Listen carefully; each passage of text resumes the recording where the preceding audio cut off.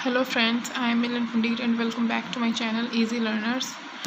आज capital gain chapter की हमारी एक लास्ट वीडियो आने वाली है।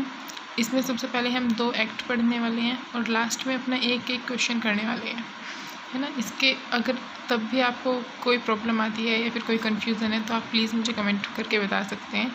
मैं आपको थोड़ा और ईजीली वे से समझाने की कोशिश करूँगी। तो चलिए स्टार्ट करते हैं विदाउट वेस्टिंग एनी टाइम। सबसे पहले पढ़ते हैं 54 EC। सेक्शन 54 EC में हमको क्या क्या एग्जेम्पशंस मिलती हैं, क्योंकि कुछ क्वेश्चन से पूछ ली जाती हैं ये। तो अब होता क्या है 54 EC में, capital gain arising from the transfer of a long term capital asset invested in long term specified asset. मतलब हम लॉन्ग टर्म जो हमारी कैपिटल गेन होती है उसको अगर हम इन्वेस्ट करते हैं किसी लॉन्ग टर्म एसेट में, सपोज़ हमने कोई प्रॉपर्टी है हमारी, सपोज़ कोई बिल्डिंग है, वो लॉन्ग टर्म से हमारे पास में है, काफ़ी टाइम से हमारे पास में है, और हम उसको बेचकर अपने पैसे इन्वेस्ट करते हैं किसी बॉन्ड में या फिर किसी सिक्योरिटीज़ में, पॉलिसी ले लेते हैं, इंश्योरेंस करा लेते हैं, फिर बॉन्ड्स में अगर हम कहीं पर इन्वेस्ट कर देते हैं, क्योंकि वो भी लॉन्ग टर्म ही होता है, वो शॉर्ट टर्म नहीं होता है, तो उस टाइम पर ये 54 EC काम आएगी, जो कि हमारे कैपिटल गेन को एग्जाम्प्ट करा सकती है, जो हम उस पर लगने वाला टैक्स है ना। लेकिन उसकी कुछ कंडीशंस हैं। Purchase new assets with in 6 months. मतलब हमने परचेज मतलब सेल आउट करने के बाद में 6 महीने के अंदर अंदर हमें अपनी नई एसेट को परचेज कर लेना चाहिए। अगर ये कंडीशन फुलफ़िल करते हैं तो हम इसका एक स्टेप आगे बढ़ जाते हैं कि हमको इसकी एग्जाम्पशंस मिल जाएंगी। Second, if the cost of the new asset is not less than the amount of the capital gain, the whole amount capital gain shall be exempt. If it is less than the amount invested shall be exempt. It means अगर हमने कोई अपनी asset जो हमने ख़रीदी है बाद में, अगर वो हमारे कैपिटल गेन से ज़्यादा होती है, सपोज़ हमारी कैपिटल गेन है 5 लाख, लेकिन जो एसेट में हमने इन्वेस्ट किए हैं पैसे, हमने पैसे इन्वेस्ट किए हैं 7 लाख, हमारी कैपिटल गेन थी 5 लाख, तो 5 लाख की टोटल अमाउंट यानी 5 लाख टोटल एग्जेम्प्ट हो जाएंगे। लेकिन अगर हमारी कैपिटल गेन है 5 लाख और हमने इन्वेस्ट किए हैं 4 लाख, तो सिर्फ 4 लाख ही हमारे एग्जेम्प्ट होंगे, 1 लाख हमको चार्जेबल टू टैक्सेबल होंगे हमारे।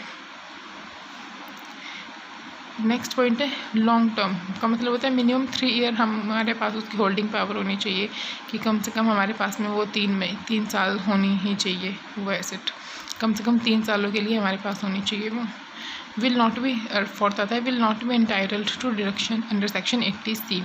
80C की डिडक्शन हमको मिलती है सारे income from salary, capital gain, business profession, other income, जो भी सब होता है उन सब की अपनी इनकम को ऐड करते करते सबसे लास्ट में जाके हमें 80C की जो डिडक्शन होती है वो मिलती है। लेकिन जो बंदा एलिजिबल होगा 54 EC या फिर और भी ये 54 के जो हमने लास्ट में पढ़े थे, इनकी जो इन सेक्शंस की एग्जाम्पशंस के लिए एलिजिबल होगा, उनको 80C की डिडक्शंस नहीं मिलेगी, क्योंकि गवर्नमेंट ऑलरेडी डिडक्शंस दे चुकी है इनको, तो गवर्नमेंट और डिडक्शन नहीं देगी। सो क्लियर दोस्त, आगे चलते हैं। आगे आती है एक 54F की कंडीशन। 54F में बोलता है exemption from tax on long term capital gain on an investment of the consideration as a residential house. इसका मतलब है कि अगर हमारे पास में कोई कैपिटल गेन हुआ है हमको और वो लॉन्ग टर्म है, लॉन्ग टर्म कैपिटल गेन हुआ है हमें, लेकिन हम उसके बाद में इन्वेस्ट करते हैं अपने पैसे सिर्फ रेजिडेंशियल हाउस को ख़रीदने में, तो उसके लिए हमको कुछ एग्जम्पशंस मिल जाते हैं, कुछ हम अमाउंट डिडक्ट हो जाता है। उसको कैलकुलेट करने का हमारे पास में एक फॉर्मूला है, exempted amount is equal to capital gain, sorry ये मुझसे गलत हो गया था, और लेकिन यहाँ पर कैपिटल गेन आना है, capital gain into cost of new house. Capital gain total amount of capital gain, जितना भी हमको कैपिटल गेन हुआ है पूरी प्रॉपर्टी में से, सारी प्रॉपर्टी में से, multiply by cost of new house, वो कॉस्ट जिस कॉस्ट में हमने नया घर खरीदा है, अपॉन नेट सेल कंसिडरेशन, जितने में हमारी नेट सेल कंसिडरेशन हुई है, मतलब जितने में हमने सेल आउट किया है अपना। क्लियर है। इसकी कुछ कंडीशंस हैं जो हम पहले पढ़ चुके हैं, कि घर बेचने के बाद में जब हम अपना कुछ भी लॉन्ग टर्म अपनी एसेट को सेल आउट करते हैं तो वो कब मतलब उसके बाद में हमको घर ख़रीदना होगा या तो 1 साल पहले सेल आउट करने से या फिर 2 साल के अंदर अंदर। और अगर मैन्युफैक्चरिंग भी अगर हमें कंस्ट्रक्शन करना है तो वो भी हमको 3 साल के अंदर अंदर कर लेना होगा। ये कंडीशन होती है इसमें सिर्फ। ओके, तो चलिए अपना स्टार्ट करते हैं अभी एक क्वेश्चन। तो ये रहा हमारा क्वेश्चन जो हम स्टार्ट करने वाले हैं आज। तो चलिए इसको रीड करते हैं। और please don't go to my writing. तो चलिए स्टार्ट करते हैं। Mahesh has given the following particulars about the sale of asset on 1 March 2020। अब 2020 1 मार्च को महेश ने कुछ अपने सेल किया है, वो बताते हैं। उसने गोल्ड सेल किया है, सिक्योरिटीज़ सेल किए हैं और अपना एक प्लॉट भी सेल किया है। सेलिंग प्राइस क्या है, बेचा कितने में, 8 लाख में उसने गोल्ड बेचा है अपना, और 4 लाख में सिक्योरिटीज़ को सोल्ड आउट किया है, और प्लॉट को उसने सोल्ड आउट किया है 13,90,000 में। अब इंडेक्स्ड कॉस्ट ऑफ एक्विजिशन उसने पहले से निकाल कर दिया है हमको, 3 लाख, 2 लाख एंड 6 लाख। और सेलिंग एक्सपेंसेस यानी बेचते टाइम जो एक्सपेंस हुए हैं उसके वो है 10,000, 5,000 एंड 90,000। ओके, कुछ इन्फॉर्मेशन हमको गिवन है, वो भी हम पढ़ते हैं। Mahesh owned one residential house property on 1 March 2020 being the date of transfer of aforesaid asset। यानी इस टाइम पर जब ये सब चीज़ें थी उसके पास में, तब उसके पास में एक घर भी था जिसको वो रेजिडेंशियल हाउस बोलता था, मतलब इसमें वो रहता था। 1 मार्च को 2020 में उसके पास एक घर भी था। लेकिन उसने वो घर भी बेच दिया है अपना। He has invested in following asset after 31 मार्च। अब 1 मार्च को उसके पास में घर था, लेकिन 31 मार्च में उसने घर बेच दिया है अपना, है ना। बट अप टू 31 जुलाई 2020, लेकिन उसने 31 जुलाई 2020 तक being the last date of furnishing the return of income tax of the assessment year 2020-21। अब असेसमेंट ईयर ख़त्म होने से पहले उसने क्या किया, अब उस पैसे को इन्वेस्ट कर दिया अपना। यानी 31 मार्च को उसने बेचा था और 31 जुलाई से पहले ही उसने उस पैसे को इन्वेस्ट कर दिया है।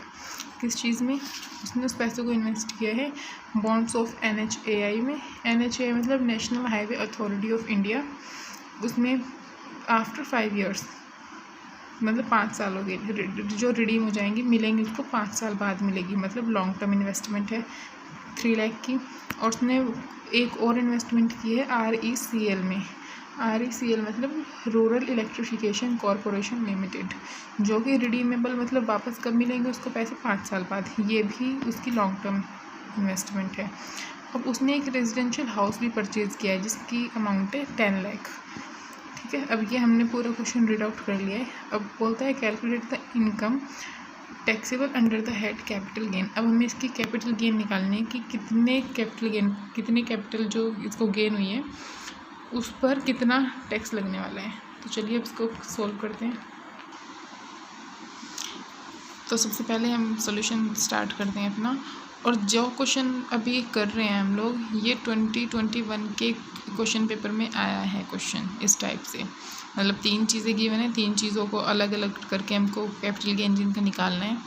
और ये EC वगैरह जितने भी सेक्शंस हमने पढ़े हैं 54 वाले, वो क्वेश्चन पेपर में कम आते हैं, लेकिन फिर भी हमको पढ़ना उनको ज़रूरी है ना। तो इसलिए मैंने आपको बता दिए हैं कि अगर आते हैं आप उनको क्वेश्चंस को मीट करते हो एग्ज़ाम में तो कोई डरने वाली बात नहीं होगी आपके लिए, है ना। तो चलिए अब स्टार्ट करते हैं।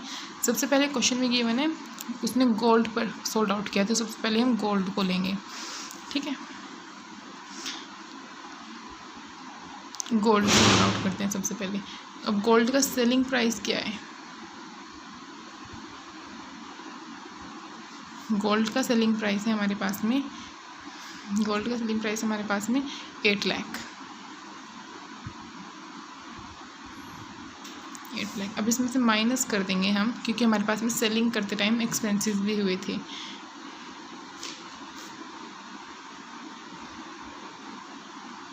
सेलिंग एक्सपेंसेस थे हमारे पास में 10,000 के, तो इसमें से हम 10,000 को माइनस कर देंगे। हमारे पास में आएगा 7,90,000 हमारे पास में अमाउंट हमारी बचती है ना। अब उसके बाद में हमको गिवन है, ये हमारे पास में आई है नेट सेल कंसिडरेशन।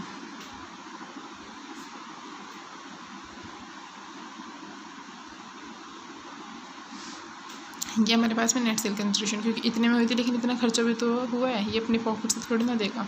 ये बोलता है कि मेरे तो इतने में मैंने कंसिडरेशन मेरी इतने में हुई है, नेट सेल मेरी इतने में हुई है।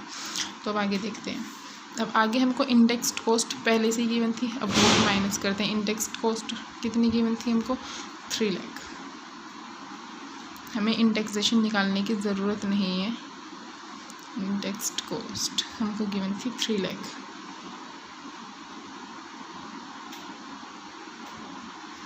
तो हमारे पास में अमाउंट बचती है 4,90,000। ओके, ये हमारे पास में है ए, यानी गोल्ड की हमारे पास कैपिटल गेन निकल कर आई है 4,90,000।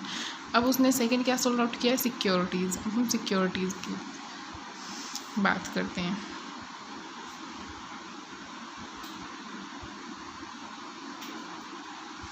हम सिक्योरिटीज़ देखते हैं कहाँ पर कितनी गई हैं। अब सिक्योरिटीज़ के हमारे पास में सेलिंग प्राइस क्या है?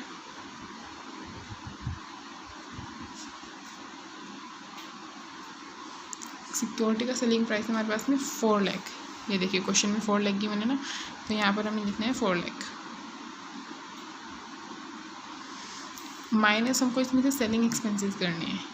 सेलिंग एक्सपेंसेस हमारे पास में कितने थे? 5,000। ये देखिए सेलिंग एक्सपेंसेस 5,000 इसमें से लेस कर देंगे हम, तो हमारे पास में बचता है 3,95,000।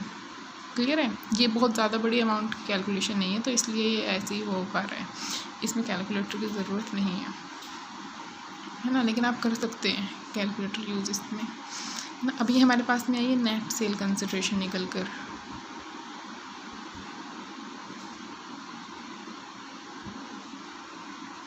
मैं साथ साथ बोलती जा रही हूँ, अगर आपको समझ में नहीं आ रहा है तो ये नेट सेल कंसिडरेशन लिखा हुआ है ना। अब इसमें से हमको माइनस करना है इंडेक्स कॉस्ट ऑफ एक्विजिशन। हमको निकालने की ज़रूरत नहीं है क्योंकि हमको पहले से ही गिवन है। इंडेक्स्ड कॉस्ट हमको गिवन है 2 लाख, तो इसमें से हम माइनस कर देंगे 2 लाख, तो ये हमारे पास में निकल कर आती है 1,95,000। ओके, ये हमारे पास में आई है बी की, यानी सिक्योरिटीज़ की कैपिटल गेन 1,95,000। क्लियर है? अब हम निकालते हैं अपना सी और लास्ट प्लॉट की। प्लॉट के हमारे पास में सेलिंग प्राइस है,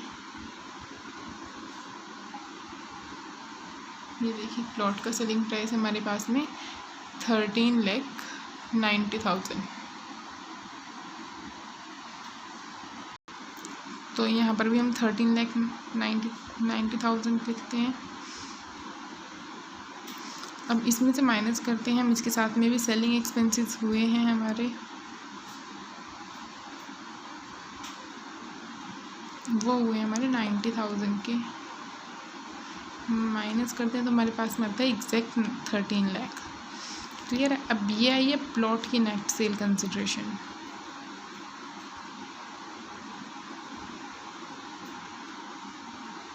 क्लियर है? अब इसमें से हमको माइनस करना है इंडेक्स्ड कॉस्ट। इंडेक्स्ड कॉस्ट हमको निकालने की ज़रूरत नहीं क्योंकि पहले से ही हमको गिवन है। इसमें इंडेक्स्ड कॉस्ट गिवन है 6 lakh.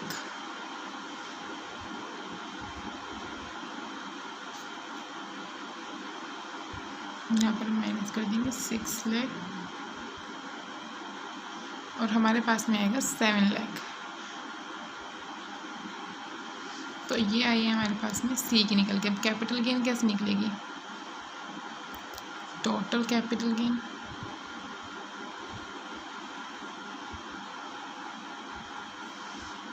Is equal to A plus B plus C. क्योंकि ये तीनों एक ही की कैपिटल गेन हुई है तो इसलिए हमें तीनों को ऐड करना है। अगर सेपरेट राम श्याम और घनश्याम होते तो उन तीनों की अलग अलग निकलती है ना, लेकिन ये सब पूरी की पूरी महेश की कैपिटल गेन हुई है तो हमने पूरी कैपिटल गेन निकालने के लिए तीनों को ऐड करना ज़रूरी है। ठीक है, तब जाके हमारी टोटल कैपिटल गेन निकल कर आएगी। तो इट मीन्स हमको ऐड करना होगा इन तीनों को। इट मीन्स ये ए की निकल कर आई है 4,90,000, बी की निकल कर आई है 1,95,000 और सी की निकल कर आई है 7 लाख। तो ये टोटल हो जाएगा हमारा 13,85,000।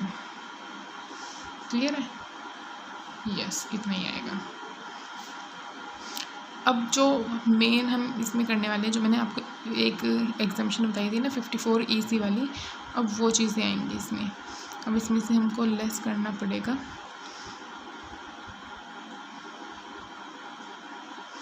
एग्जाम्पशंस अंडर सेक्शन 54 EC, ध्यान से समझना प्लीज़ इसको, क्योंकि इसमें क्या होता है कि हमने कोई अपने लॉन्ग टर्म सेल आउट किया है एसेट, और हमने लॉन्ग टर्म में ही अपने इन्वेस्ट भी कर दिए हैं। अब हमने इन्वेस्ट कहाँ पर किए हैं? NHAI में और RECL में हमने इन्वेस्ट किए हैं।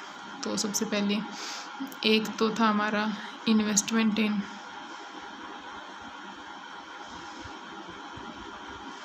NHAI बॉन्ड्स में हमने इन्वेस्ट किए हैं कितने? 3 लाख। और दूसरा हमने इन्वेस्ट किए हैं अपने RECL में, इन्वेस्टमेंट इन RECL बॉन्ड्स में, इसमें हमने किए 2,40,000, है ना? देखिए, एक में हमने किए हैं 3 लाख और एक में किए 2,40,000। तो अब इनको टोटल करते हैं। इनका टोटल आएगा 5,40,000, है ना? अब ये हमको इतनी एग्जेम्पशन मिली है, छूट मिली है हमको, तो ये इसमें 13,85,000 में से माइनस करना पड़ेगा। अब इसमें से इसको माइनस करके निकल कर आएगा हमारा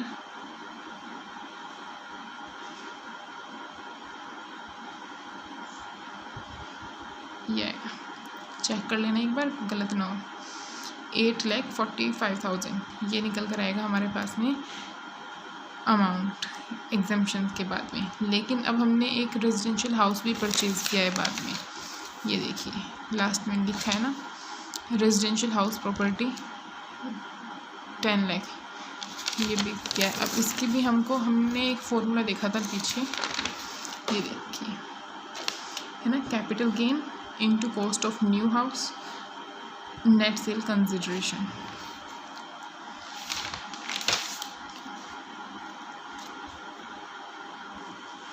तो एग्जाम्पशन देखते हैं हम अपनी क्या निकलती है अंडर सेक्शन 54F में। सबसे पहले हमको लेना था capital gain, total capital gain, ये रही टोटल कैपिटल गेन हमारी है 13,85,000। तो सबसे पहले हम इसको लिखते 13,85,000 मल्टीप्लाई बाय करना था हमको न्यू हाउस की कॉस्ट से। न्यू हाउस की कॉस्ट है हमारे पास में 10 लाख इंटू 10 लाख, डिवाइड हमको करना था नेट सेल कंसिडरेशन। अब नेट सेल कंसिडरेशन कैसे निकल कर आएगी? इसमें नेट सेल कंसिडरेशन निकल कर आएगी हमारी 7,90,000, इसको उठाएंगे, सिक्योरिटी से नेट सेल कंसिडरेशन निकल कर आई है 3,95,000, इन दोनों को ऐड करेंगे, और प्लॉट से निकल कर आई है हमारी नेट सेल कंसिडरेशन 13 लाख की। तो इन तीनों को ऐड करके हमारे पास आएगा 24,85,000। क्लियर है? और इनको कैलकुलेट करके आएगा टोटल 5,57,344। क्लियर है? मैंने पहले से ये करके रखा था कैलकुलेट, और आप चाहें तो आप कर सकते हैं इसको कैलकुलेट, ताकि आपको इजी लगेगा बाद में, है ना? अब इसमें से इसको माइनस करके आएगा 287,656। अब ये जो इनकम आई है हमारी, ये इनकम आई है हमारे पास में टैक्सेबल कैपिटल गेन।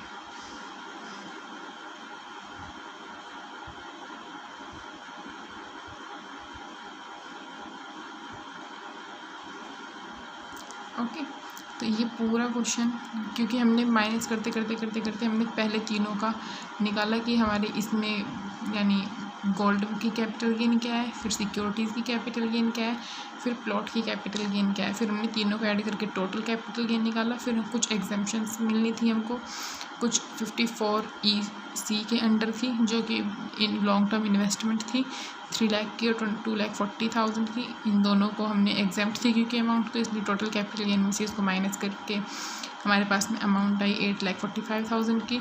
फिर एक और एग्जाम्पशन थी हमारे पास में, क्योंकि हमने नया रेजिडेंशियल हाउस परचेज़ किया था। वो एग्जाम्पशन मिलती है हमको 54F के अंडर। उसका फॉर्मूला था हमारे पास में एग्जेम्प्टेड अमाउंट जितनी भी आनी थी is equal to capital gain into cost of new house upon net sale consideration. अब इसको पूरे को कैलकुलेट करके आता है 557,344, इट मीन्स 5,55,344। अब क्योंकि हमारी एग्जेम्प्टेड अमाउंट है तो इसलिए हमको ये बची हुई कैपिटल गेन है हमारी, तो इसमें से इसको माइनस करेंगे तो हमारे पास में निकल कर आएगा 2,87,657। और ये जो बची हुई अमाउंट है इसके बाद में, क्योंकि ना हमारे पास में हमने कहीं इन्वेस्ट किया है, जो भी हमने इन्वेस्ट किए हैं या फिर परचेज़ किया है उसकी कैलकुलेशन सब ऊपर हो गई है। जितनी भी हमको एग्जाम्पशंस मिलनी थी वो सब ऊपर हो गई है कैलकुलेशन हमारी। अब ये बचा हुआ इसके बाद में हमारे पास में कोई कैलकुलेशन नहीं बचती है। तो ये अमाउंट हुई हमारी taxable capital gain. It means it is chargeable to tax under the head capital gain. So okay friends, this is all about this question, and if you have any problem or any doubt regarding my any videos or this question, or if you want any other questions that I make the video on them, so please comment me and I'll make sure to make a new video for you. And thank you guys, and please subscribe my channel, like my videos and share please, जिससे कि आपके जो और दोस्त हैं उनको भी help हो सके। और अगर आपको मेरी वीडियो में कुछ लगता है कि और इम्प्रूवमेंट की ज़रूरत है तो प्लीज़ आप मुझे कमेंट करके बता सकते हैं, मैं और अच्छे से आपको समझाने की कोशिश करूँगी। और प्लीज़ थैंक यू।